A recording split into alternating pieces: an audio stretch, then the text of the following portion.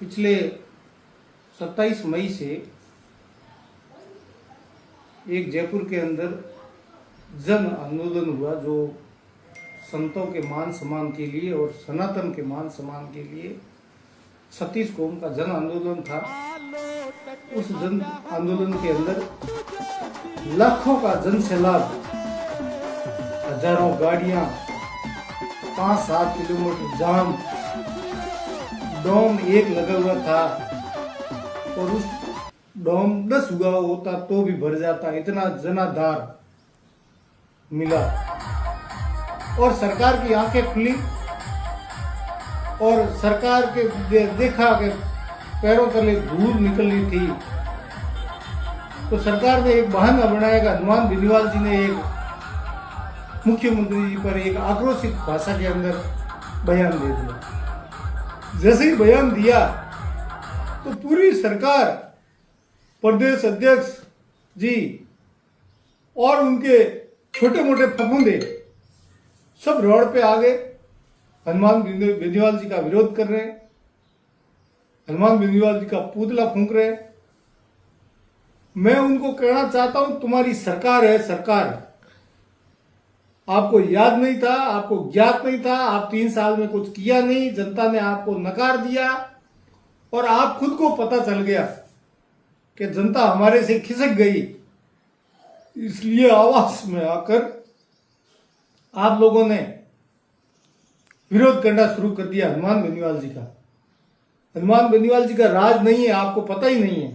राज तुम्हारा है, तुम भूल गए और उल्टा हनुमान बेनीवाल जी का विरोध करना शुरू कर दिया। हनुमान बेनीवाल जी ने तो आपके खिलाफ बयान आज थोड़ी दिए, कई सालों से देते आ रहे हैं। माननीय मुख्यमंत्री जी को देते आ रहे हैं, माननीय वसुंधरा जी को देते आ रहे हैं, नरेंद्र मोदी जी के ऊपर कई बार कटाक्ष कर दिया। तब आप लोग कहां थे? परंतु तब आपके साथ में जनाधार था।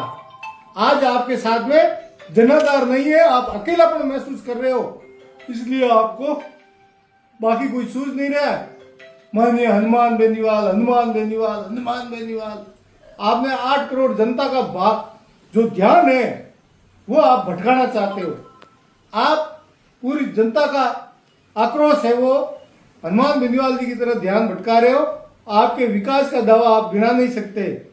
राजस्थान के अंदर पानी की समस्या, बिजली की समस्या, रोडों की समस्या, शिक्षा की समस्या, जनता त्राही त्राही कर रही है और आप लोगों ने सनातन के नाम पे वोट लिया, धर्म के नाम पे वोट लिया, मुसलमानों के खिलाफ आपने वोट लिया, संतों के समान का आपने वोट लिया।